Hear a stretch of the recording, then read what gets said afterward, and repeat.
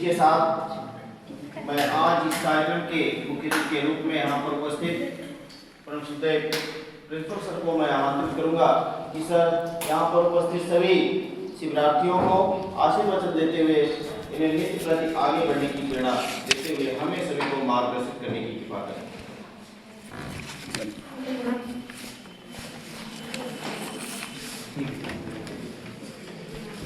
पंखा चला दे रहे हैं, जैसा आपका मन करे। बंद कर दीजिए, बंद कर दीजिए, बंद नहीं कर दीजिए।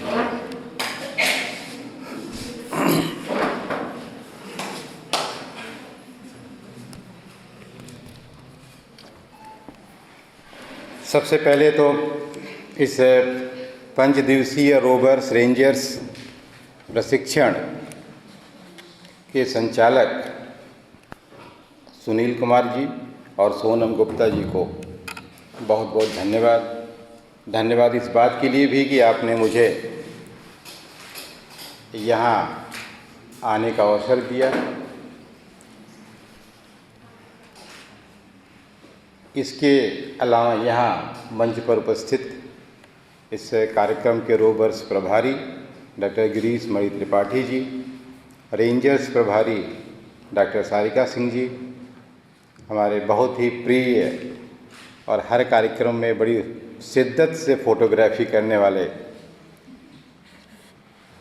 भारत जी, हमारे प्रिय रोवर्स और प्रिय रेंजर्स।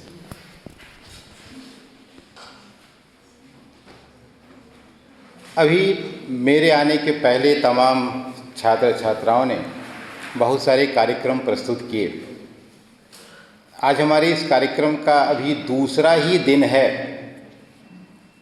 और दूसरे ही दिन इतना तराशा हुआ, इतना व्यवस्थित, इतना बेहतरीन कार्यक्रम छात्रों ने प्रस्तुत किया।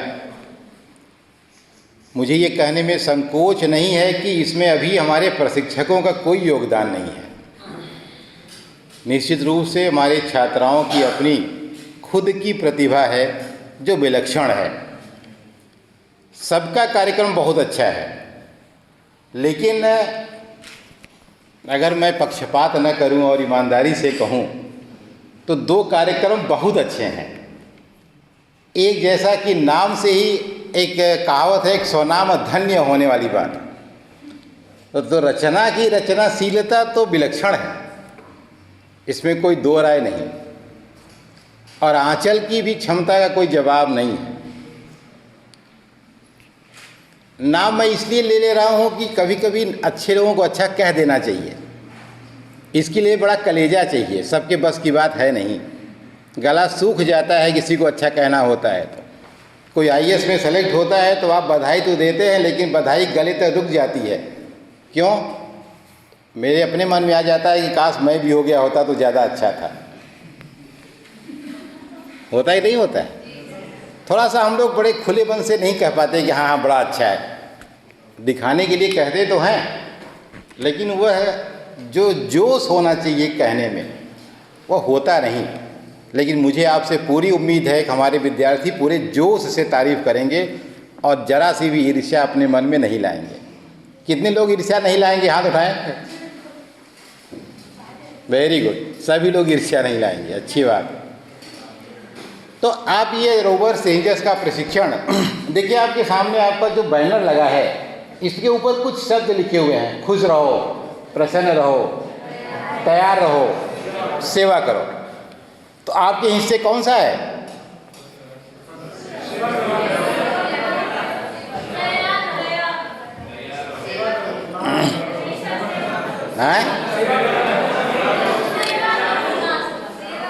हाँ, अब आपसे यह उम्मीद की जाती है कि आप खुश भी हैं, प्रसन्न भी हैं, तैयार भी हैं, और अब केवल सेवा करिए।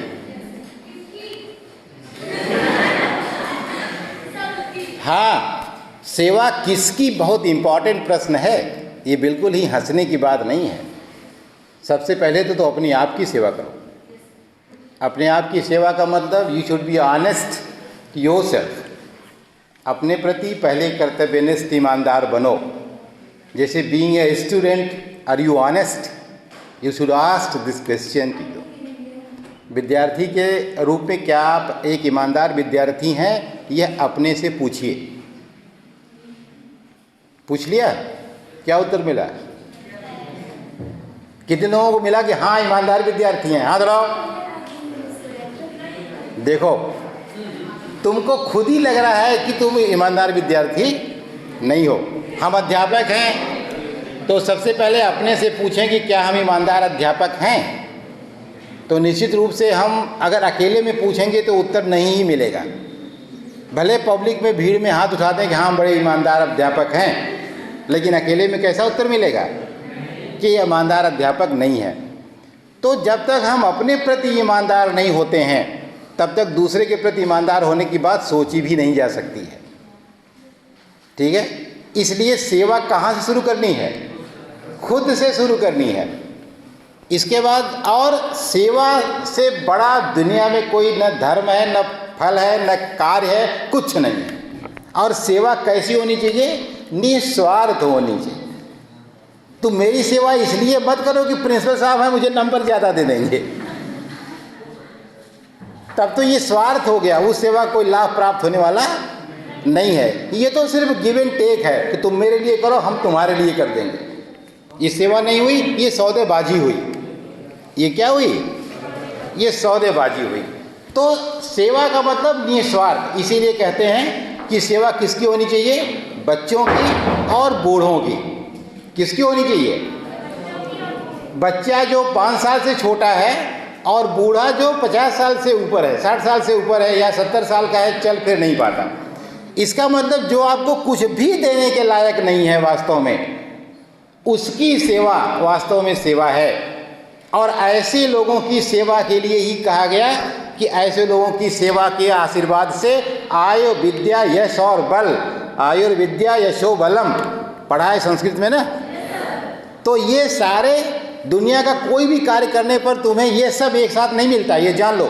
बहुत अच्छा पढ़ोगे, अच्छा ज्ञान मिल जाएगा। बहुत जिम करोगे, मेहनत करोगे, गेम्स स्पोर्ट्स करोगे तो अच्छा स्वास्थ्य मिल जाएगा। बहुत अच्छा खाओगे पियोगे, बड़े नियम धर्म से रहोगे तो 100 साल जी सकते हो।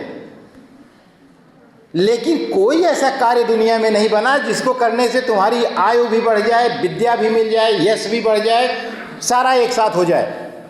और ये सारा एक साथ लेकिन होता है कहाँ होता है? बड़ों के आशीर्वाद में होता है, माँ बाप के आशीर्वाद में होता है, भाई बहन के आशीर्वाद में होता है, आपके पुरखों के आशीर्वाद में होता है। इसलिए हमारे यहाँ पैर छूने की परंपरा है।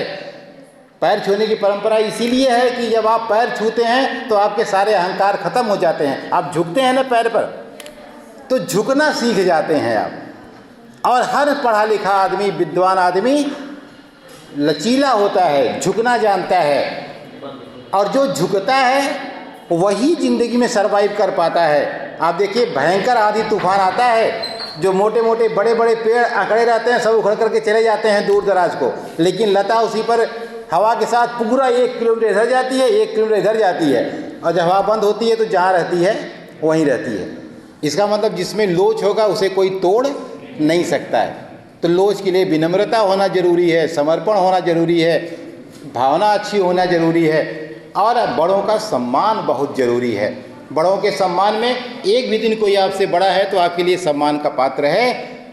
उसकी इज्जत करना, उससे सम्मान प्रदान करना और उसके किसी भी भावना को आहत न करना।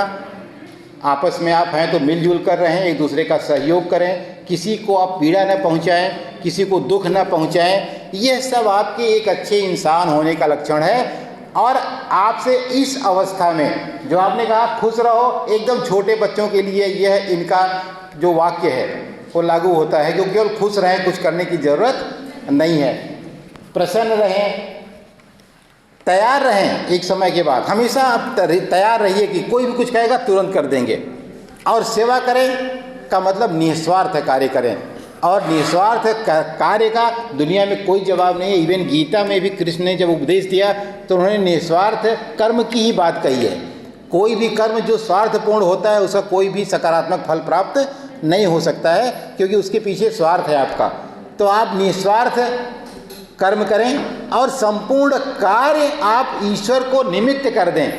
कहते हैं कि कुछ भी करिए मुझे समर्पित कर दीजिए, आपका कभी कुछ भी बुरा नहीं होगा। और जब आप ईश्वर के निमित्त कोई कार्य करते हैं तब आप जो जीवन मरण का ये चक्कर है, ये जो व्याधि है, जरा व्याधि रोग, ये सब जो आप जो आपको भुगतना पड़ता है इस सृष्टि पर रह करके, इन सब से दूर, बहुत दूर चले जाते हैं। कहते हैं कि कुंठा जगत है और यहाँ से आप बैकुंठ को प्राप्त हो जाते हैं। बैकुंठ माने वह जगह जहाँ कुंठा नहीं है, वह भगवान का धाम है, वह स्वर्ग और नरक नहीं है। वो क्या है? वह भगवान का धाम है। वहाँ जाने के बाद फिर आवागमन का चक्कर खत्म हो जाता है। अच्छा काम करेंगे स्वर्ग जाएंगे, लेकिन जैसे अच्छे काम का कोटा पूरा होगा फिर धरती पर आ जाएंगे। बुरा काम करेंगे नरक जाएंगे, जैसे ही उसका कोटा पूरा होगा फिर आ जाएंगे। तो आपका उद्देश्य आना जाना थोड़े है, आपका उद्देश्य है हमेशा के लिए चले जाना और फिर वापस ना आना। कहते हैं कि तुलसीदास ने लिखा रामचरितमानस में कि जन्मत मरत दूसरा दुख होए। तो पैदा होना और मरना इतना आसान काम नहीं है, बहुत तकलीफ है। बस आप भाग्यशाली इतने ही हैं कि आपको तकलीफ न तो पैदा होने की याद रहती है और न ही मरने की बताने के लिए आप जिंदा रहते हैं कितना दुख हुआ। इसलिए कोई आज तक जान नहीं पाया कि कितना दुख होता है। तो असली मुक्ति क्या है? असली मुक्ति इस मरने जिले की परंपरा से छुट्टी पा जाना है, बैकुंठ चले जाना है। तो आपका ये जो रोवर्स रेंजर्स का 5 दिवसीय प्रशिक्षण है, ये निश्चित रूप से आपको एक अच्छा इंसान, समझदार इंसान, समर्पित इंसान, सेवा भाव से ओतप्रोत, राष्ट्र हित को सर्वोत्तम समझने वाला, राष्ट्र धर्म के प्रति अपनी सच्ची निष्ठा ईमानदारी व्यक्त करने वाले व्यक्ति के रूप में आपको निश्चित रूप से ये प्रशिक्षित करेगा और आप इसका लाभ पाएंगे। इसी के साथ एक बार फिर से आपको बहुत बहुत धन्यवाद कि आपने मुझे यहाँ बुलाया और बोलने का अवसर दिया। धन्यवाद। जय हिंद, जय भारत। एक साथ